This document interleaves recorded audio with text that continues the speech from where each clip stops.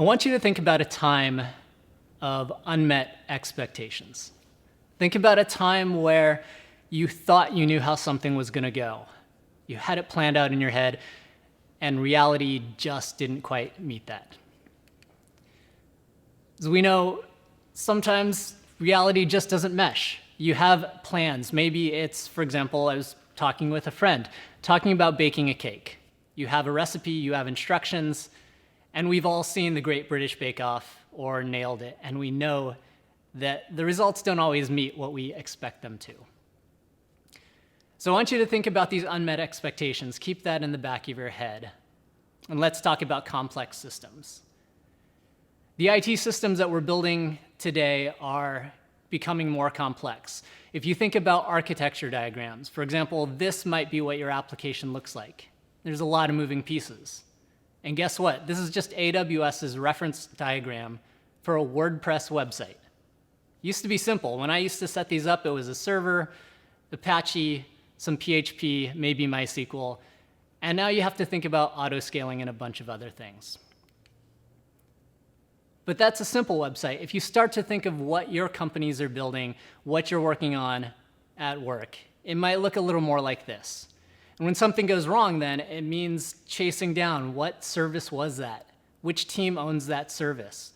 And oftentimes you're digging through dependencies that are several layers deep. The thing is that complexity keeps increasing. As we've adopted DevOps and started to move to more automation and to breaking up teams and breaking down silos, it means that you're interacting with more and more pieces. And that complexity means that things naturally have a tendency to break. It means that as we build out complex systems, these incidents become more frequent, and because they're more frequent and because they're cascading, they cost more money. Incidents are far more expensive. If we take a look, the average US company spends $300,000 for every hour of downtime. Super expensive. So at this point, it's where I introduce chaos engineering. Chaos engineering for the win, right? Chaos engineering is what will solve your problems, or at least that's what I'm paid to say. So who am I? I'm Jason. I'm the director of advocacy at a company called Gremlin. I have a bunch of fun hobbies. Because it is pandemic times, my newest hobby, or my pandemic hobby as I call it, is chocolate making, which is super fun to do and doesn't require me going outside. And I've previously worked at a bunch of other great companies, companies like Datadog, MongoDB, O'Reilly Media, the people with the tech books with animals on the cover. But when I say this, none of this actually really means that much. What it really means is I'm a really good storyteller. That's what it means to be an advocate or an evangelist. And when I mention these companies that I've worked at, it means that I've worked at places that hire smart people, some of the smartest people I know, which maybe means that I'm smart, but it may not. But it means that people listen to me. So when I say that chaos engineering is what you should do, they naturally adopt that. So now that I've destroyed all of my credibility, let me talk a little bit more about chaos engineering. I used to give these talks about chaos engineering, about how we did them at Datadog. There's a link right here on the slide about how we did chaos engineering at Datadog. And it has a bunch of fantastic tips and how we walked through the process and everything that we covered. And it's really great tips, but when I say how we did chaos engineering at Datadog, well, the footnote for that is that's the royal we, meaning it's actually how they did chaos engineering, how the engineers at Datadog did it, because again, I'm just a storyteller. So now I'm working at Gremlin. I left Datadog at the end of last year. I joined Gremlin in January, and I joined it particularly because I think chaos engineering is a fantastic practice. Gremlin, if you're not familiar with the company, we build a chaos engineering platform. We make it easy and safe for people to do chaos engineering. Just a quick shout out though, if you want to get more involved in chaos engineering, gremlin.com/community. You can find a ton of great resources there, not only about chaos engineering, but about reliability and building SRE practices. But one of the things about joining Gremlin is that I was now responsible for chaos engineering. I lead the internal chaos engineering practices within Gremlin, so it no longer is how they do it, but actually how we do it. If you're not familiar with chaos engineering, a quick rundown of what it is. Now, a lot of people have heard of Netflix's Chaos Monkey, this program that would randomly destroy or take down servers. Hate to tell you, that's not really chaos engineering, or at least not how you should be doing it. Chaos engineering really is thoughtful, planned experiments designed to reveal the weaknesses in your systems. Both your technical systems, things like your user experience, where that may be broken, or if your monitoring or alerting is working properly, or if you're building more reliable, resilient systems, things like circuit breakers, or retries, or timeouts. But also for our human systems, things like our processes, who's on call, how does the escalation process work? Is there documentation, or are there runbooks when there's an incident? And it's pretty much the scientific experiments that we're used to, or that scientific process. You start with a hypothesis about how your system is going to work, particularly in terms of reliability, but that hypothesis could just be simply that if your data store crashes, your application fails, but at least you get some alerting on it. It doesn't have to survive, but start with a reasonable hypothesis, and then experiment to test whether what you think you know is true. After you run that experiment, you analyze the results, and you want to share them. Because as with all things science, sharing that knowledge is the important part here, helping everybody learn through what you're doing. And finally, after you analyze those, you can start to iterate and improve your systems. But I want to come back to those unmet expectations, right? Those things that didn't go quite right. And if you were me, well, it was taking that knowledge from Datadog about how we, or how they, did chaos engineering, and bringing it back into Gremlin. You see, Gremlin is more like your company than Datadog was. Datadog was a fantastic place, but Gremlin, when I joined, was very much like your company. We had started with some chaos engineering, or it was interesting, but as we grew, a lot of the engineers had never actually practiced chaos engineering. They'd never even used our product. So as we grew, we had to evolve and start to adopt these processes and redefine them. And as the owner of that, well, my expectations didn't always meet reality. So I want to share the top 3 challenges that I faced in rolling out chaos engineering, or evolving chaos engineering in Gremlin. And the first is just a lack of time. There's always a struggle between building new features in a product and working on reliability. And if you're spending 2 hours or more to prep and run a game day and write reports, and then you multiply that by your entire engineering team, that's a lot of time, which equals a lot of money. It's extremely expensive. The second is that there's a lack of process. As mentioned, we had a lot of engineers joining the company, and so there wasn't clarity around where to start. What should you attack? How big should your attack be? Really, what's the process? The third was a lack of priority. As you're running game days and doing chaos engineering, it can generate a lot of tickets. As engineers, we're designed to see all of the flaws, every little minor detail of the product that we're building, and so we can generate a lot of tickets. The first few game days that I ran, those engineering teams would generate a dozen or more tickets. And those engineering managers would come back to me and they would complain that, how do you expect me to run another game day when you've already generated so many tickets that there's no way I can complete my current sprint, let alone meet my target deadlines? So we had to come up with creative ways to solve these 3 challenges. The first solution was to make the process smaller. If you're using 90 minutes or 2 hours to run a game day, can you actually cut that down? What if it was 30 minutes? Also, if it involved the whole team, can we make it smaller by only having a few team members do it, and then rotating through them so that the entire team gets experience? So that was the first challenge. How can we get this down to 30 minutes? Well, one way to do that is to make runbooks. We're all used to running runbooks or following playbooks when an incident happens. They tell us exactly what to do, in what order to do it, so we don't forget everything, so we don't have to think about all the minor issues while we're dealing with an incident. The same thing happens for chaos engineering. If we have a runbook that guides people through the process, it makes it a whole lot easier to hit that 30 minutes. That runbook leads into the final solution, and that's to limit the scope. As mentioned, we see all the bugs, and so we can generate a lot of tickets. With a runbook, we can focus people in to ask one question. And that's, what's the one thing, just one thing, that you can do that would make the biggest impact on reliability? Take that one thing, make a JIRA ticket for that, and prioritize that. So I took these 3 ideas and I put them together and created a program that I called Mini Game Days. Mini Game Days uses a lot of the tools that we're used to using. At Gremlin, we use Donut. Donut is a Slack bot. It's there to build those connections in your organization.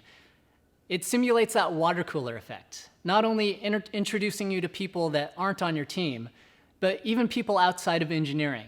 People maybe in HR or in legal or in marketing. The great thing about Donut, though, is it creates a little Slack channel for you and a few other people. In this case, 3 random engineers from each team. It automatically generates a Google Calendar based on the times that they're free. So it will suggest that, hey, next Thursday, you all have 30 minutes free. This is a good time to do that mini game day. The other thing that it does is it creates a Zoom link. So it automatically gives you a nice place to communicate as you're running the game day. When it comes to that runbook, I created a Google Doc, or a Google form for that. The great thing about using a Google form rather than a document of just text is it now allows people to answer or to place information directly in that runbook. This makes it a whole lot easier to do the reporting afterward. When it comes to that runbook, this is how we break things down. Again, we're shooting for that 30-minute time frame. So we want to spend 5 minutes assigning roles and selecting a scenario. Those roles, as mentioned, correspond to 3 engineers. The first is what we call the game master. The game master is the person that will launch the attack, evaluate for any abort conditions or any problems that the end user might be having, and actually call a failure on the test or cancel the test. The responder is the person that's going to actually be playing the role of the end user.